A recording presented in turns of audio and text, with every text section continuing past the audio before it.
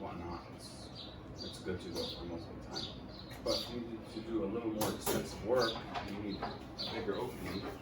There's actually another hole all the way in the back, and that allows you to open it a wider angle. So I'm going to try to see if I can pull out the engine with it like this. If not, it's not really a big deal. I can take that one. That's just a couple bolts. No big. But we'll see how it goes.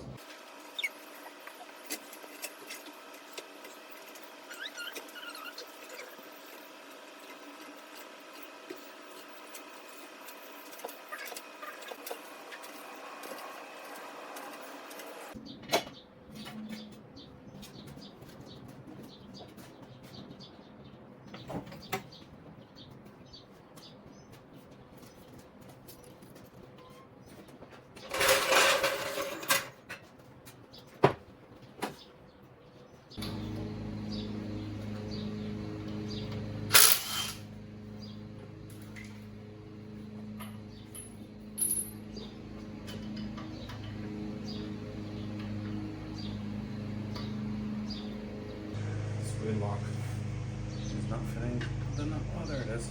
That was funny. It's actually fitting in.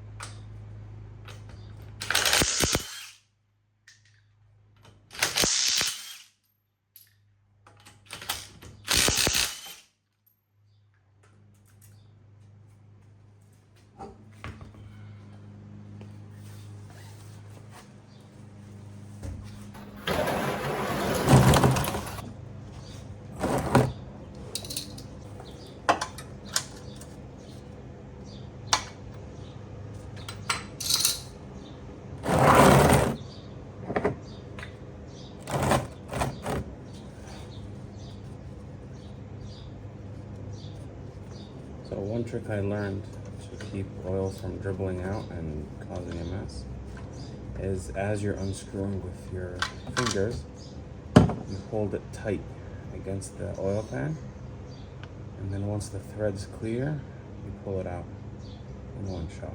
I was mostly successful, but I'll take it. It's not bad. I'm gonna let this drain a little bit. I'll go get a washer for the drain plug.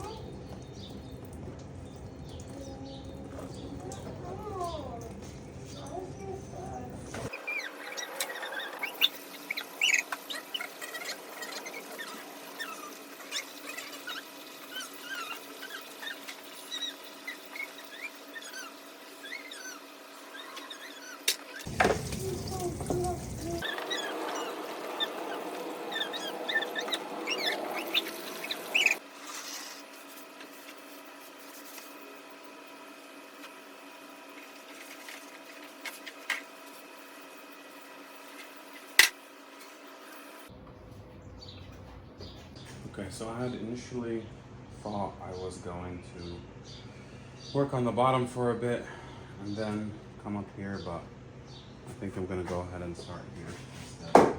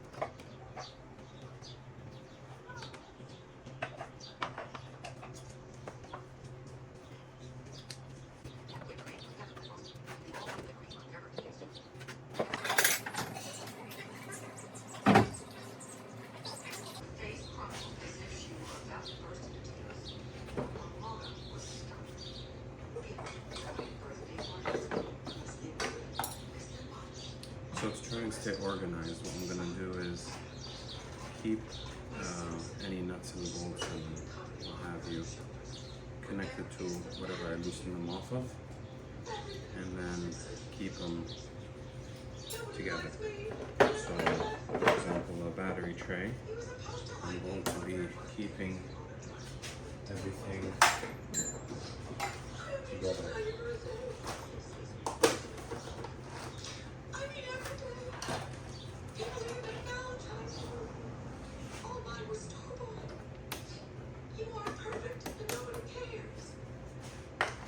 See, I'm going to keep everything together inside the battery tray. That way, I won't lose track.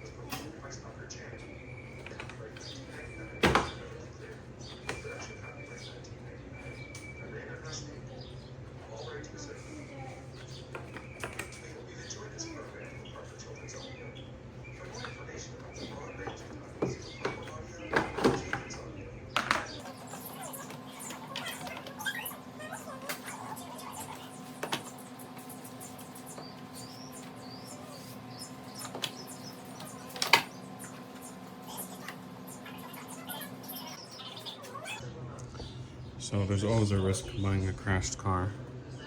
There's more damage than was initially visible. The airbox is pretty jacked up. I'll get a new one. But that's okay. You know, these things happen.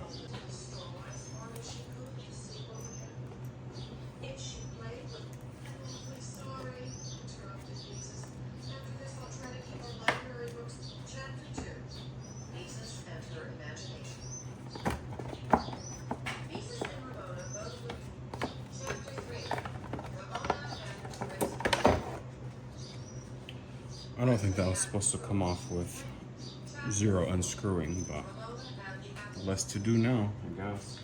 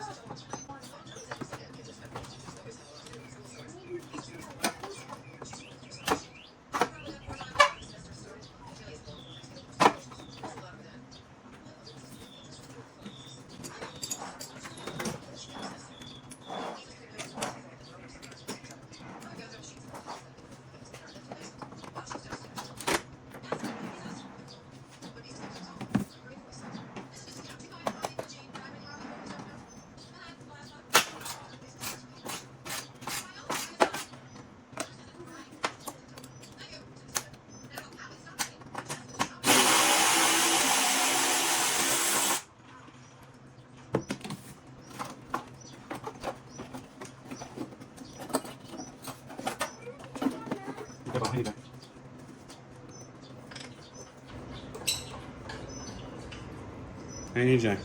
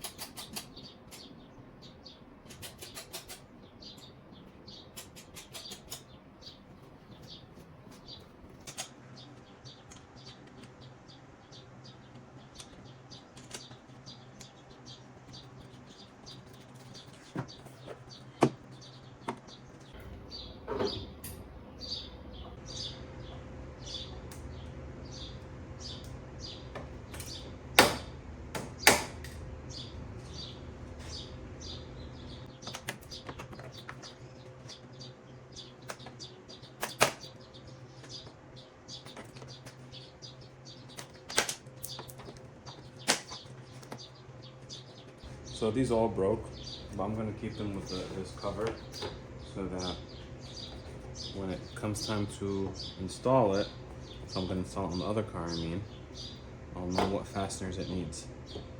If I don't reinstall it, then no harm, no foul.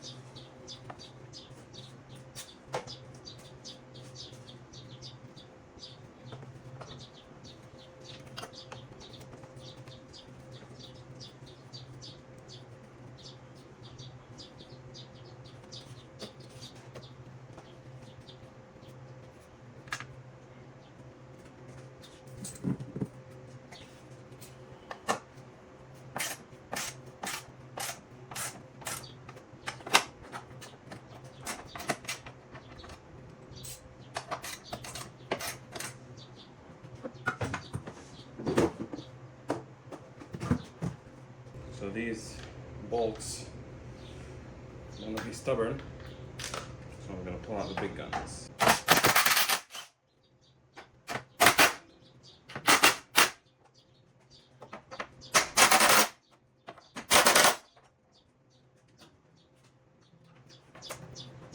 I don't want to completely annihilate them, so I'm going to spray them a little bit.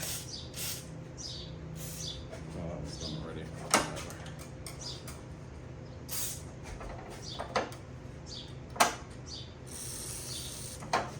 Some WD-40 penetrant. That's how it works. Like I said, guys, I don't have a whole lot of experience. I'm kind of just going at it.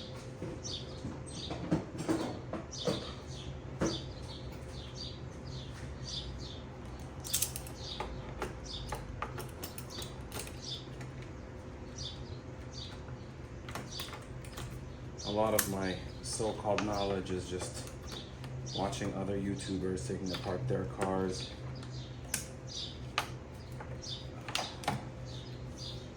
Both like well-established channels as well as just DIY guys like myself. You know, so look, if I can do it, I'm sure anybody else can. Because really, I'm not qualified by any stretch of the imagination. So, one thing to note here that I'm doing a little bit differently than some videos that I've seen is a lot of the videos are engine replacements. So they'll remove the hoses and lines from the engine side so they can take the engine as small as possible. I'm doing a swap. So I'm actually doing the opposite, and I am removing hoses and lines as far away from the engine as possible because I want it to be as big a piece as possible. That way, because it's tight to work with right next to the engine, whatever I have to remove and I have no choice, I will. That's not a really big deal. But whatever I can keep to avoid working in tight spaces, I will. And that's why I'm disconnecting stuff from as far away as possible.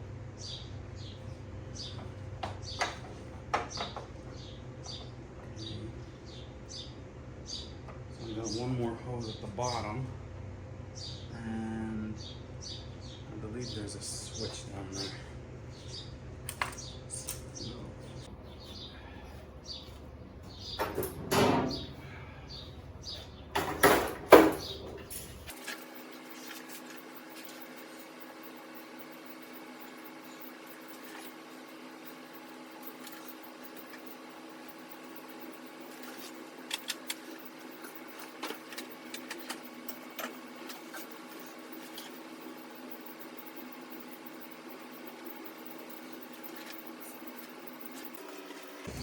So guys, whenever you're working on a car that's been in an accident or is even a few years old, make sure you wear PPE.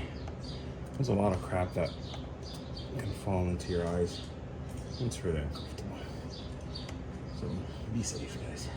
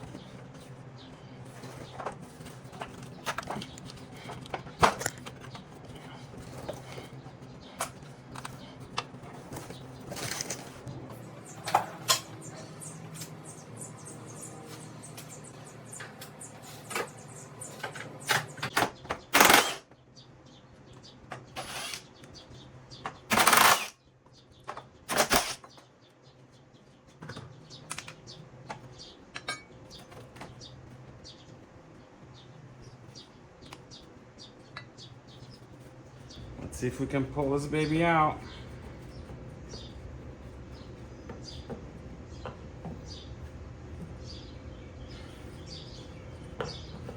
Oh, there we go. Easier than I thought. I was going to take it with the cap of the reservoir, but the hose came off. Let's see.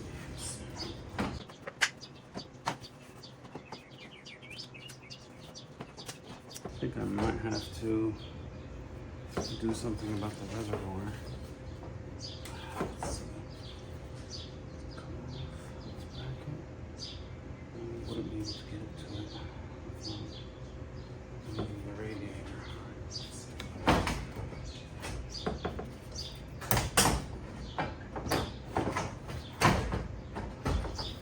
It's loose. It's not connected to anything. It's just the reservoir is getting a bit stuck. It's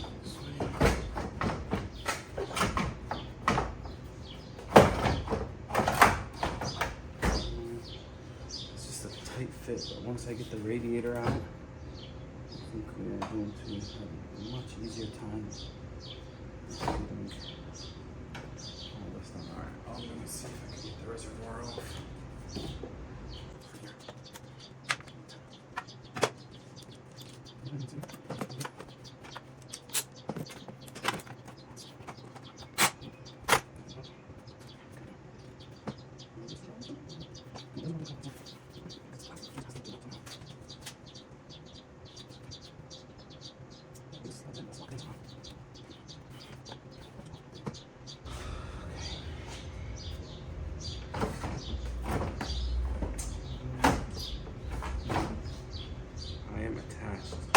These cable ties. Never mind, guys. I thought I was free, but it turns out there's one more connection. Other fan. There it is. It's right there. I'm gonna release that dude there.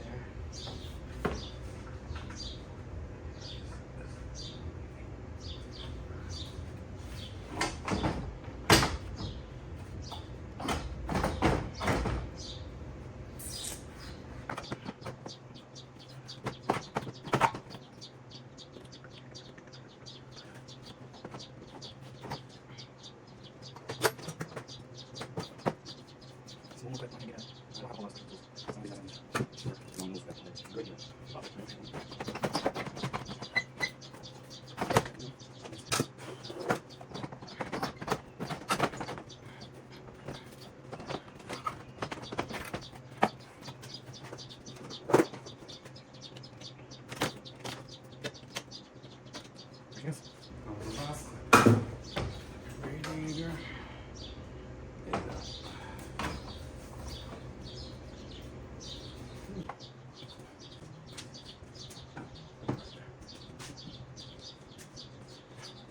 Look at all that space.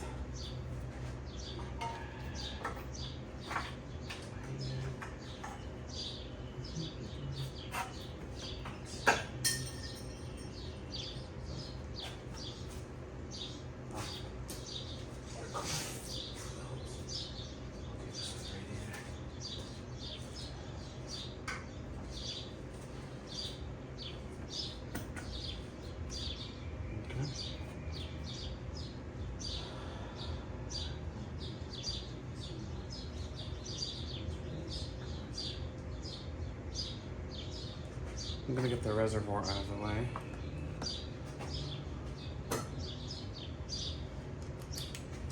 Another difference that I've noticed I'm gonna be having between me and the other engine replacement videos is that they try to remove as many parts as possible off the engine itself, like the AC compressor pulley and that kind of stuff. I'm not going to be doing that because, again, this is a swap project, so I actually need to take the compressor with me. I can't just leave it.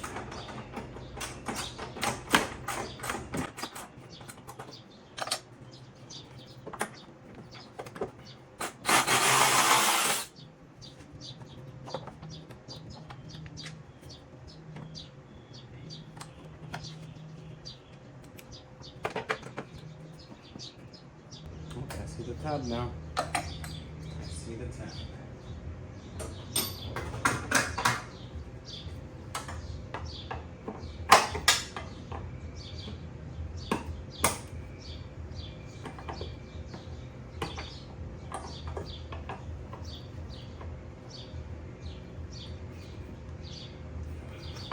There it is. See, I told you it comes off. Since that came off, I'm going to return the screw that I just took off. I don't want to lose it. I don't want to forget where it goes.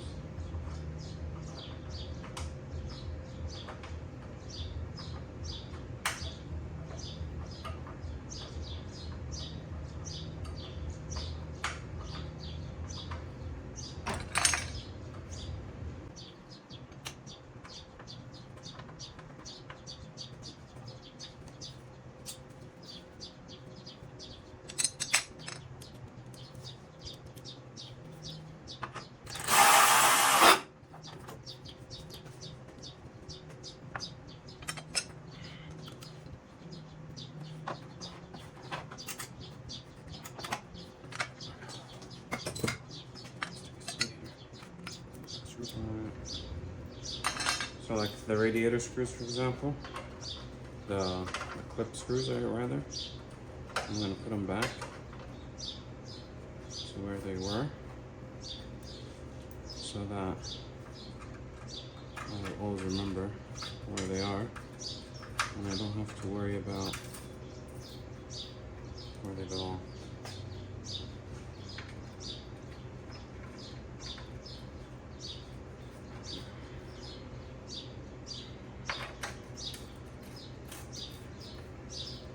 Clips and the reservoir. That's my stuff.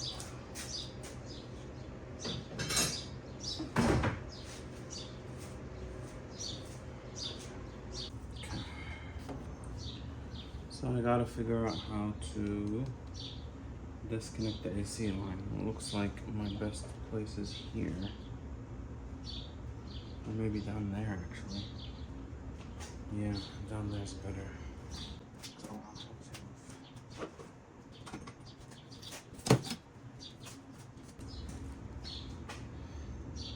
I already discharged the AC, so I'm not worried about that. And I think this is 10 mil. Let's find out.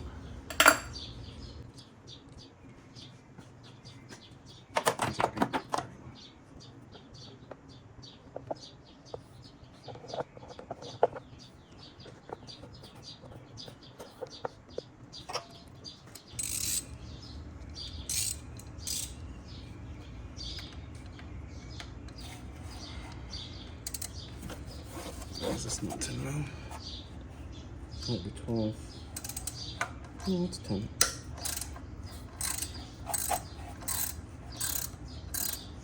So right now I'm disconnecting the AC line. I already discharged it.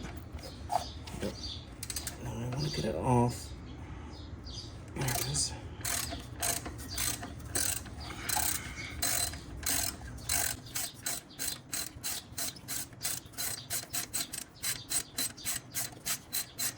Should I just use the battery operated ratchet? It really is a lifesaver. It saves time. It's quick, it's easy.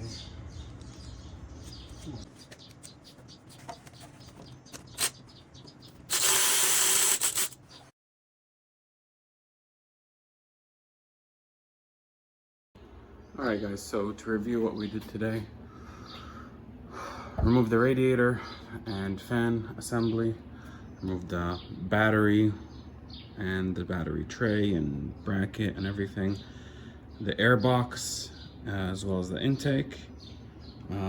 We disconnected the AC line, but I wasn't able to fully remove it, so I'm gonna replace the screws that I took out just so I don't forget where they came from. And the next time I start working on this, that's where I'm gonna start. So this front area of the bay is clear. There's no obstructions. The only connection that I see other than the AC is the motor mount, which is good. That's where I wanna be at. The next time I start working on this, I am gonna work on this left side first, remove the AC line and whatever else may be connected. And then I want to move over to this right side where all the electrical connections are and a bunch of other hoses.